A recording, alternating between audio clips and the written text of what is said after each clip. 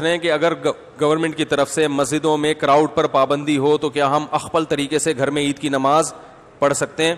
گھروں میں عید کی نماز جائز نہیں ہے، نہ جمعہ جائز ہے نہ عید کی نماز جائز ہے، کیونکہ جمعہ اور عید کی نماز کے لیے بیسک شرط جو فقہا بیان کرتے ہیں وہ ہے اذن عام، کھلی اجازت ہو. آپ گھر میں اگر جمعہ پڑھیں دروازہ کھول دیں، سب کو آنے کی اجازت ہے.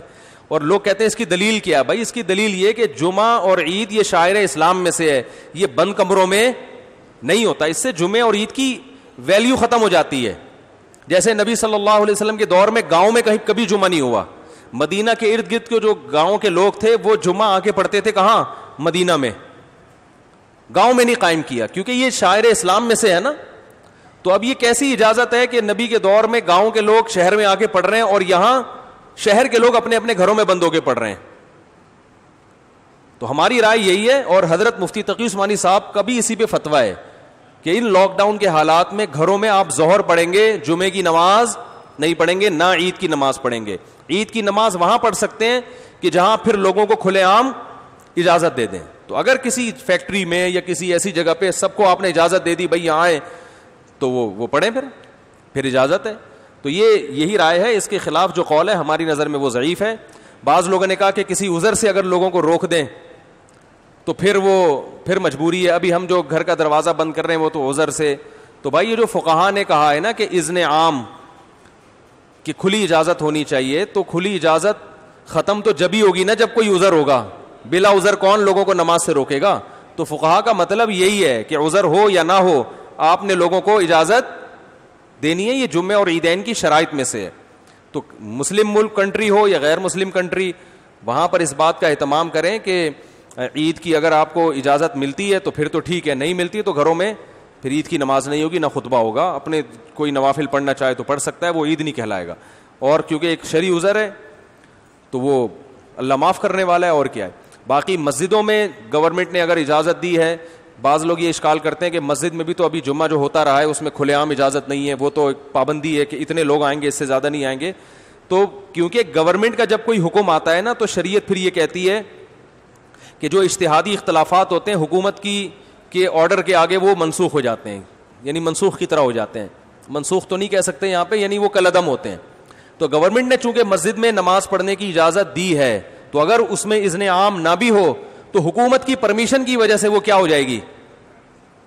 جائز ہو جائے گی. اس پہ تمام فقہا کا اتفاق ہے کہ اس طرح کی جتنی بھی شرطیں ہوتی ہیں وہ حکومت کے فیصلے کی وجہ سے کیا ہو جاتی ہیں؟ کالعدم. جیسے چاند کا مسئلہ ہے نا، چاند کا مسئلہ سعودی عرب میں کچھ اور ہے، ہمارے ہاں ان کا سسٹم ہی الگ ہے، ہمارا سسٹم بھی الگ ہے. ہم اس سسٹم کو نہیں مانتے، لیکن سعودی عرب میں جب ہم جائیں گے تو وہاں کی گورنمنٹ ہمارے سسٹم کے حساب سے فیصلہ نہیں کرتی، وہ اخپل طریقے سے کرتی ہے. تو جیسے بھی کرتی ہے لیکن سعودی حکومت میں وہ کیا ہو جائے گا؟ نافذ. کیونکہ حکم حاکم جو ہے نا شریعت میں اس کی ایک ویلیو ہے، ورنہ ہر آدمی اخپل طریقے سے ہی چلتا رہے گا تو یہ تو تباہی برباد ہو جائے گی نا. تو اس لیے وہاں ہم کہتے ہیں کہ جب گورنمنٹ نے ایک لا پاس کر دیا، فیصلہ کر دیا، تو جب گورنمنٹ کہے گی عید ہے تو عید ہے، جب کہے گی بقرہ عید ہے تو کیا ہے؟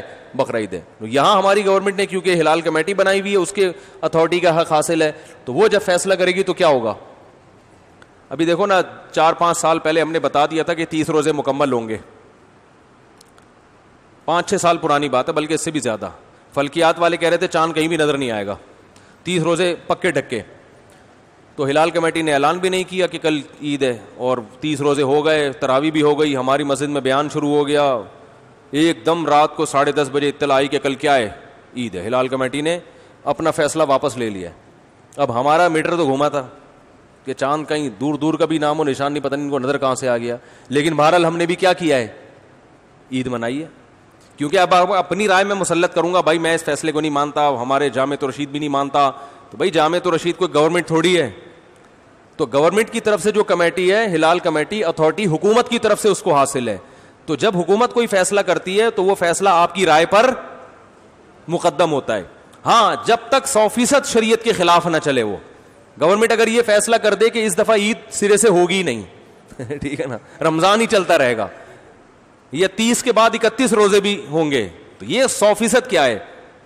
غلط ہے. اس میں اختلاف رائے کی گنجائش ہے ہی نہیں. تو جو ایسا فیصلہ جس میں اختلاف رائے کی کوئی تک بنتا ہی نہیں ہے، گنجائش ہی نہیں ہے، وہاں یا گورنمنٹ شراب کو حلال کر دے وہ تھوڑی ہوگا.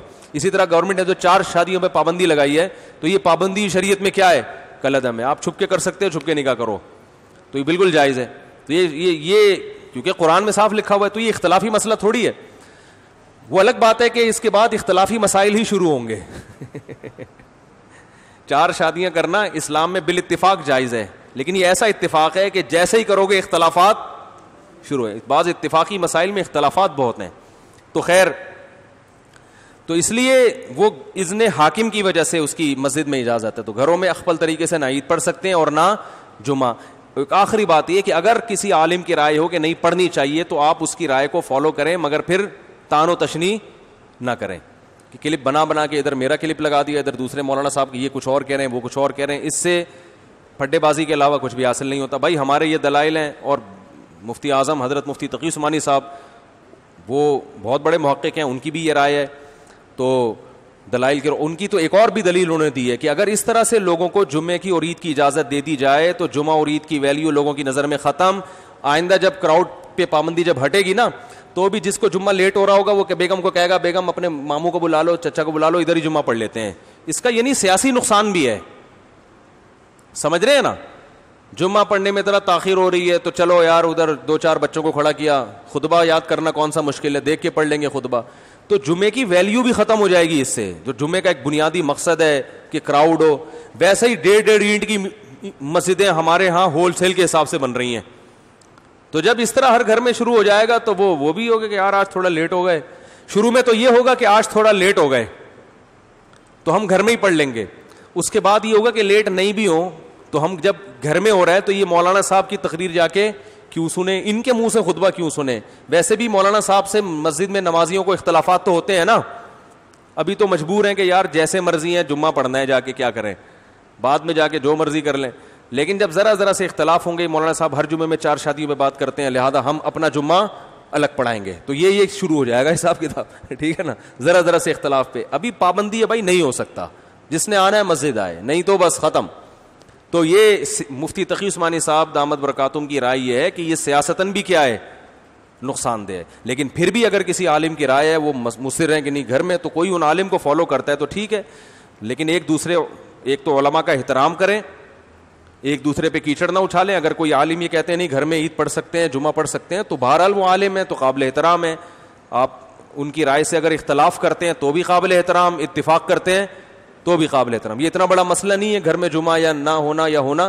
لیکن علماء کی شان میں گستاخیاں یا بد کلامیاں یا یہ اس طرح کی چیزیں